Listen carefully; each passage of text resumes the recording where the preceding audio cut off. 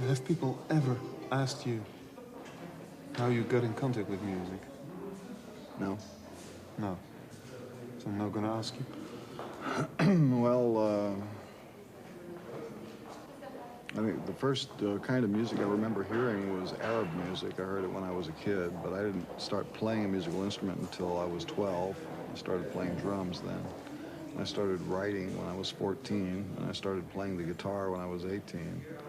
And in between, I was listening to rhythm and blues records and recordings of early 20th century classical music. How do you look back on the early period of the Mothers of Invention? I didn't care for it that much. I mean, I didn't enjoy it that much when I was doing it, and I certainly don't look back on it fondly. How different are things now concerned to the things you did some 20 years ago? In what regard? Well, in touring.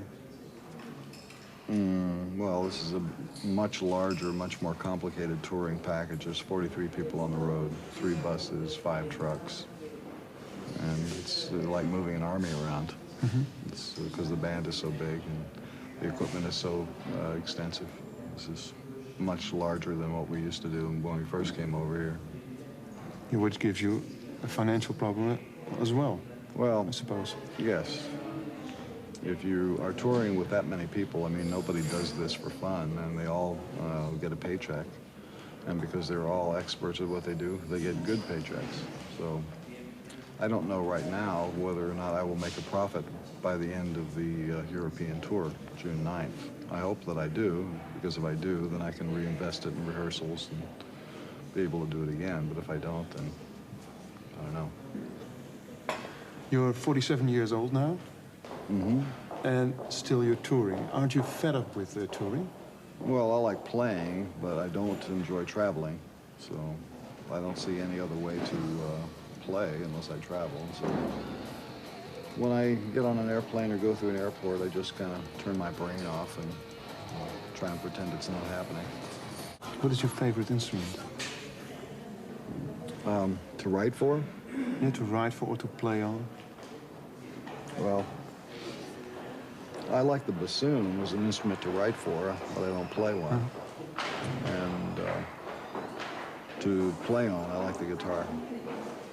What is so special about the guitar? You know, I'm not a guitar player.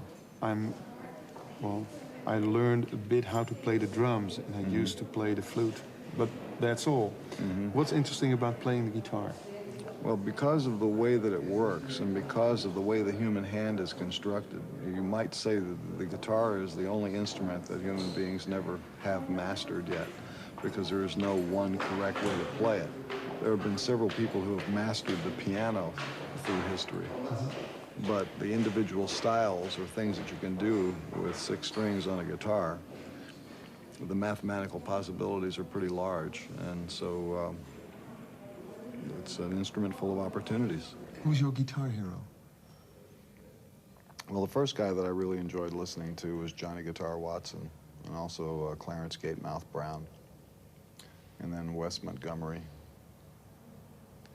I would say those are the most important ones for me. What do they have? What is their strength? In the case of Johnny Guitar Watson, it would be an attitude. And in the case of Clarence Gatemouth Brown, it was a style. And in the case of Wes Montgomery, it was a harmonic approach and his sound. How do you see your place in rock history? As you now mention Johnny Guitar Watson, who is a statue in rock music, such as Sly Stone is. How do you see your own place in rock history? I don't think about it. No? Still after all these years? No. I'll give you an example of the kind of a guy who worries about his place in history. Ronald Reagan. There's a guy who worries about his place in history. You're really fed up with Reagan, huh? Yeah, what a pathetic guy. And the other guys who are now going for the position of president? I don't like any of them. What would America be without a president? Probably be a mess. Big mess. At least with a president, it's a small mess. If the American government invited you to be president, they should be so lucky. in what way? Because there's no question that I could do a better job than any of the fuckers that are in there now. There's just no question. I don't conduct them in the same way that a conductor does a symphony orchestra, because it's a different kind of a thing. But the conducting is necessary to make things work right. What is the moment, after all, which gives you the most, or the best feeling? Well, I had a pretty good time last night at this concert in Sweden because I was introduced to two young musicians who live in a town north of Stockholm called Umeå. One of them was a 17-year-old blind keyboard player, and the other one was a 20-year-old drummer. And they have been practicing, the music that I've written. The keyboard player has been playing it since he was 9. So I met them before the show, and I invited them to play with us during the show. And it was a big surprise for the audience and for the guys in the band, because they came out there and they played unbelievable, just unbelievable. And that was very worthwhile. Can we expect a collaboration between your two children and you? Dweezil, Moon, and Frank? Well, maybe even Dweezil, Moon, and Amit, and me. Dweezil played with us last night in Stockholm. He played 2 songs with us, and he'll probably play again when we're in Munich. I think we should do something together. I wrote a new song yesterday called Dragon Master, which is a thrash metal, kind of Metallica kind of a song, and I think that when we finally record it, I'll have Dweezil playing the guitar on it. He's a good guitar player? Fantastic, yeah. He's an excellent guitar player. The message sounds like, you're going to make somebody take medicine. I think that if you do music, there should be some reason that goes beyond just making a piece of product. There should be a reason for doing the song. And for all of my songs, no matter what style they're in, there's a reason why they exist.